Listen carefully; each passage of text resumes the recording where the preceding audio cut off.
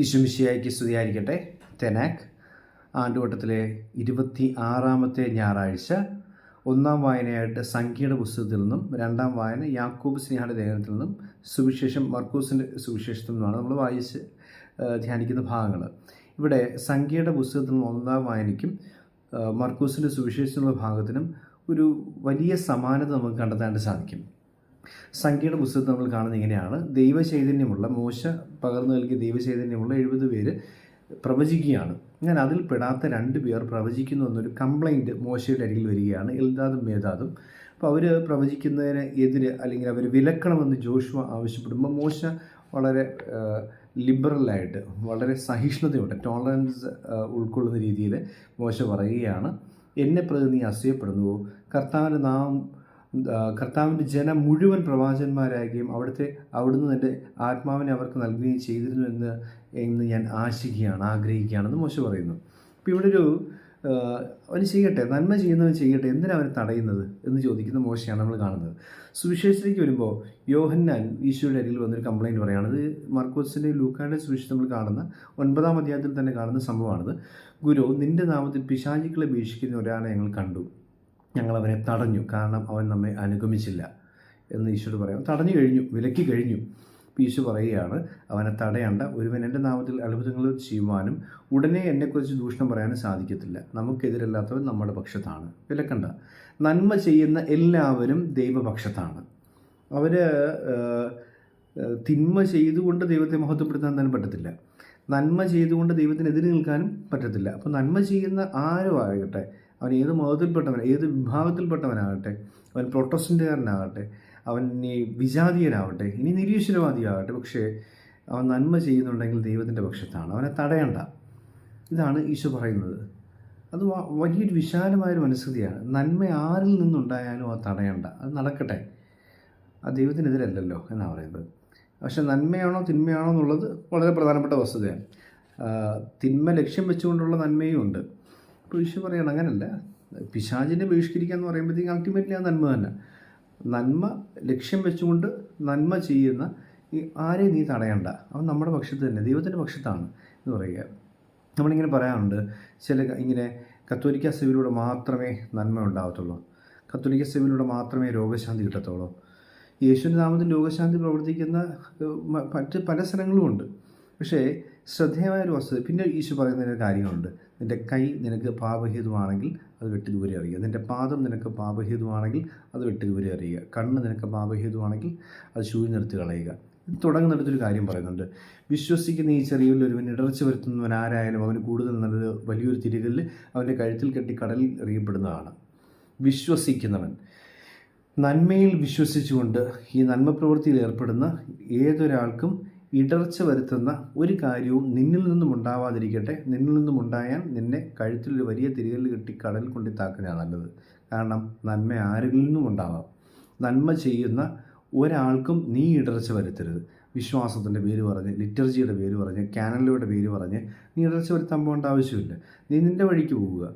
നീ അവനെ തടയാൻ പാടില്ല. അങ്ങനെ തടയുന്ന ഒരാളായി നീ മാറുന്നുണ്ടെങ്കിൽ നിൻ്റെ കൈ വെട്ടിക്കളയുന്നതാണ് നല്ലത്. നീ അവൻ്റെ പുറകെ പോകേണ്ട ആവശ്യമില്ല. നിനക്ക് പോകേണ്ട ഒരു വഴി നിനക്ക് മുമ്പിൽ വ്യക്തമാണ്. കത്തോലിക്ക സഭയുടെ വഴി നിനക്കുണ്ട്, ആ വഴിയെ പോയാൽ മതി. നീ അയാളുടെ പുറകെ പോകേണ്ട ആവശ്യമില്ല. അങ്ങനെ പോകാനായിട്ട് നിനക്ക് തോന്നുന്നുണ്ടെങ്കിൽ നിൻ്റെ കാല് വെട്ടിക്കളയുക, ആ പോക്ക് അവസാനിപ്പിക്കുക.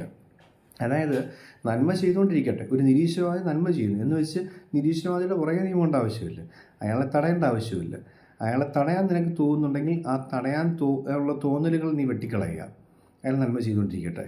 ഇനി അയാളുടെ പുറകെ നീ പോകേണ്ട ആവശ്യമില്ല. അങ്ങനെ പുറകെ പോകാനായിട്ട് നിനക്ക് തോന്നുന്നുണ്ടെങ്കിൽ ആ തോന്നലുകളെ, ആ കാലിൽ നീ വെട്ടിക്കളയുക എന്ന് പറയുമ്പോൾ ആ തോന്നലുകളെ നീ വെട്ടിക്കളയുക.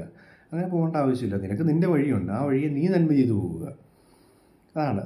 അതായത് അങ്ങനെ നന്മ ചെയ്യുന്ന ആളെ കാണുമ്പോൾ അയാൾ ആരാധിക്കുന്നതിനെ ആരാധിക്കുകയോ അയാളെ അനുഗമിക്കുകയോ ചെയ്യേണ്ട ആവശ്യമില്ല. എന്നാൽ അയാളെ അംഗീകരിക്കുകയും ചെയ്യണം, ആദരിക്കുകയും ചെയ്യണം. ആരാധനയും അനുഗമിക്കുകയും പാടില്ല.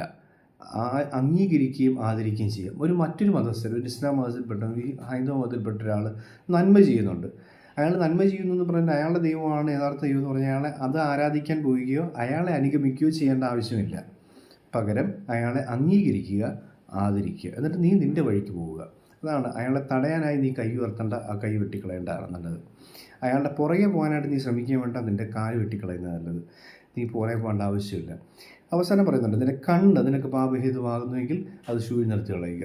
നിൻ്റെ കണ്ണ് കൊണ്ട് നീ നന്മ മാത്രം കാണുക, തിന്മ കാണാതിരിക്കുക. എന്ത് കണ്ടാലും പിശാച്.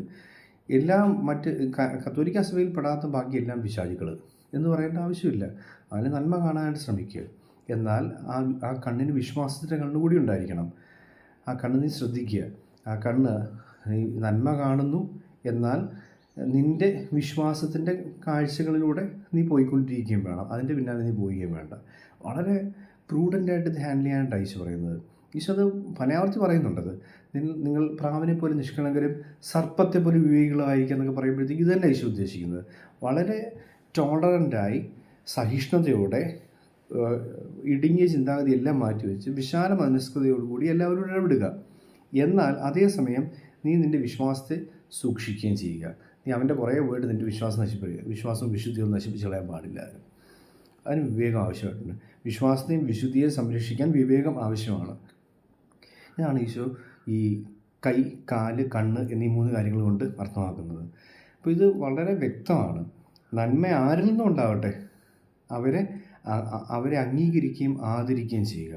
എന്നാൽ അവനെ ആരാധിക്കാൻ പോവുകയോ അവനെ അനുഗമിക്കുകയോ അവൻ്റെ വഴിയിലൂടെ അവൻ്റെ പുറകെ പോവുകയോ ചെയ്യേണ്ട ആവശ്യമില്ല. നിനക്ക് നിൻ്റേതായ വഴിയുണ്ട്. ഈശോ പറഞ്ഞ വഴി, ഞാനാണ് വഴി എന്ന് ഈശോ പറയുന്നുണ്ട്. ആ വഴിയെ നീ പോവുക. കത്തോലിക്ക സഭ കാണിച്ചിരുന്ന വഴിയെ നീ പോവുക. ആ വഴിക്ക് നീ നന്മ ചെയ്യുക. നന്മ വേറൊരാളടുത്ത് കാണുമ്പോൾ അത് പ്രോത്സാഹിപ്പിക്കുക, നടക്കട്ടെ, നല്ല കാര്യം. എതിർക്കാനും പോണ്ട, അവൻ്റെ പിന്നാലെ പോവുകയും വേണ്ട. അവനെ നന്മയുടെ കണ്ണുകൊണ്ട് തന്നെ നീ കാണുകയും നിൻ്റെ വിശ്വാസത്തിൻ്റെ കണ്ണുകൊണ്ട് കാണുകയും ചെയ്തുകൊണ്ട് നീ നിൻ്റെ വഴിക്ക് മുമ്പോട്ട് പോയിക്കൊണ്ടിരിക്കുക. വളരെ ഭംഗിയായിട്ടാണ് ഈ സുവിശേഷത്തിൽ നമ്മൾ ഈ കാര്യം മനസ്സിലാക്കിയെടുക്കേണ്ടത്. നമ്മൾ ഈ മാലാഖമാരുടെ തിരുനാൾ ആഘോഷിക്കുന്ന ദിവസം കൂടിയാണല്ലോ, സെപ്റ്റംബർ 29. നമ്മൾ ഓർക്കേണ്ട ഒരു കാര്യമുണ്ട്. ഈ മാലാഖമാർക്ക് എന്ത് ചിറക്? അവരശരീരികൾ യഥാർത്ഥത്തിൽ ശരീരമില്ല. ശരീരം ഉണ്ടെങ്കിൽ അവർ വളരെ രസകരമായ ചില ചോദ്യങ്ങളൊക്കെ ഉണ്ടാകാറുണ്ട്. മിഖായേൽ, ഗബ്രിയേൽ, റഫായേൽ അവരാണുങ്ങളാണോ പെണ്ണുങ്ങളാണോ? എന്തിനാണ് നമ്മൾ ചിന്തിക്കുന്നത്? അവരശരീരികളാണ്. ശരീരമില്ലാത്തതിന് പിന്നെ ശരീരമോ പിന്നീട് അടുത്ത തലമുറയോ ഒന്നും ഇല്ലാത്തവർ, നിത്യം ജീവിക്കുന്നവർ, അവർക്ക് സ്ത്രീ പുരുഷ വ്യത്യാസമൊന്നുമില്ല അർത്ഥത്തിൽ. കാര്യം ശരീരം ഉണ്ടെങ്കിൽ ഈ സ്ത്രീയും പുരുഷ വ്യത്യാസവും വരുത്തുള്ളൂ. പക്ഷെ അവർക്ക് ഉപയോഗിക്കുന്ന പേരുകളൊക്കെ നമ്മൾ ആണുങ്ങൾക്ക് ഉപയോഗിക്കുന്ന പേരുകളാണ്. കണ്ടാൽ പെണ്ണുങ്ങളെ പോലെ ഇരിക്കുന്നു എന്നൊക്കെ നമ്മൾ പലരും പറയാറുണ്ട്. രസകരമായ ചിന്തകളാണ്. പക്ഷേ നമ്മൾ ആ ഒരു ഭാഗത്തേക്ക് പോകേണ്ട ആവശ്യമില്ല. കാര്യം അവർ അശരീരികളാണ്. പിന്നെ അവർ മനുഷ്യനെ പോലെ ശരീരം ഉണ്ടായിരിക്കുകയും ചിറകുണ്ടായിരിക്കുകയും ചെയ്യുന്നത് എന്താ? അതിൻ്റെ മറുപടി ഇത്രയേ ഉള്ളൂ.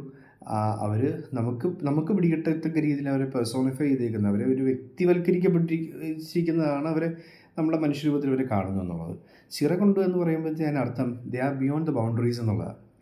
അവർക്ക് ഏത് സമയത്തും ഏത് കാലഘട്ടത്തിലും ആയിരിക്കാൻ സാധിക്കും. ടൈം ആൻഡ് സ്പേസ് ലിമിറ്റേഷനിൽ പെടുന്നവരല്ല അവർ. കാരണം അവർക്ക് ശരീരമില്ല. ശരീരമുള്ളവർക്കാണ് ടൈം ആൻഡ് സ്പേസ് ലിമിറ്റേഷനൊക്കെ ഉള്ളത്. ഈ മാലാഖമാർക്ക് ടൈം ആൻഡ് സ്പേസ് ലിമിറ്റേഷൻ ഇല്ല എന്ന് സൂചിപ്പിക്കാൻ വേണ്ടി ഉപയോഗിക്കുന്നതാണ് അവരുടെ ചിറകുകൾ. അപ്പോൾ അവർക്ക് അതുകൊണ്ട് തന്നെ ഈ പറയപ്പെടുന്ന ബൗണ്ടറീസും ഇല്ല. മനുഷ്യൻ പറയുന്ന പോലെ മതത്തിൻ്റെ അല്ലെങ്കിൽ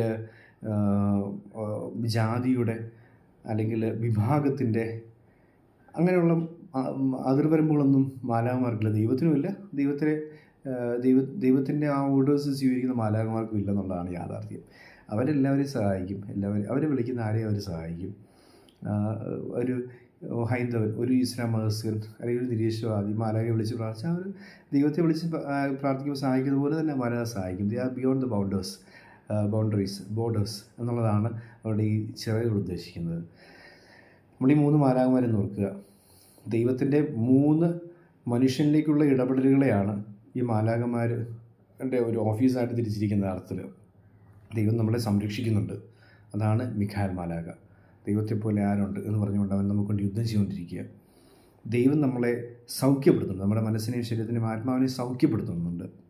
അതാണ് റഫായേൽ, ദൈവത്തിൻ്റെ സൗഖ്യം എന്ന് പറയപ്പെടുന്ന മാലാഖ ചെയ്തുകൊണ്ടിരിക്കുന്നത്. ദൈവത്തിൻ്റെ സൗഖ്യത്തിൻ്റെ ഇടപെടൽ ആണ് നമ്മൾ റഫായേലിൽ കാണുന്നത്. ഗബ്രിയേൽ, ദൈവം ശക്തൻ എന്നർത്ഥമുള്ള ഗബ്രിയേൽ, നമ്മളെ ബലപ്പെടുത്തിയ ഗബ്രിയേൽ ഇവിടുന്ന് അങ്ങനെയാണല്ലോ. മംഗളവാർത്തയുടെ സമയത്തും യോസേപ്പ് പിതാവിനടുത്തും ഗത്സമനിയിൽ പ്രാർത്ഥിച്ചുകൊണ്ടിരിക്കുന്ന യേശുവിൻ്റെ അരിയിലുമൊക്കെ ഇരിക്കുന്നത് ഗബ്രിയേലാണ്. ബലപ്പെടുത്തുക, നമ്മുടെ മനസ്സിന് ശക്തീകരിക്കുക. അപ്പോൾ നമ്മൾ ബലപ്പെടുത്തുന്ന സൗഖ്യം നൽകുന്ന, സംരക്ഷിക്കുന്ന കരുണയുടെ ഇടപെടലിൻ്റെ 3 ചാലുകളാണ് നമുക്ക് ഈ 3 മാലാഖമാരിലൂടെ വായിച്ചെടുക്കാൻ സാധിക്കുക. ദൈവം ഈ 3 മാലാഖമാരിലൂടെ നമ്മളിലേക്ക് പ്രദാനം ചെയ്യുന്ന യഥാർത്ഥത്തിൽ ഈ 3 കരുണയുടെ 3 വഴികളാണ്. സംരക്ഷിക്കുന്നുണ്ട്, സൗഖ്യം നൽകുന്നുണ്ട്, ബലപ്പെടുത്തുന്നുണ്ട്. അപ്പോൾ ദൈവത്തിൻ്റെ ഇത് അവരെ ഏൽപ്പിച്ചിരിക്കുക. ഇനി അവരെ ലീഡ് ചെയ്യുന്ന മാതാവ് മാലാഖമാരുടെ രാജ്യം നമുക്ക് മനസ്സിലാക്കാൻ സാധിക്കും. അതിർവരമ്പുകളില്ലാതെ ദൈവത്തിൻ്റെ മനസ്സോടുകൂടി ജീവിക്കാനുള്ള കൃപയ്ക്ക് നമുക്ക് പ്രാർത്ഥിക്കാം. ദൈവം നമ്മെ അനുഗ്രഹിക്കട്ടെ.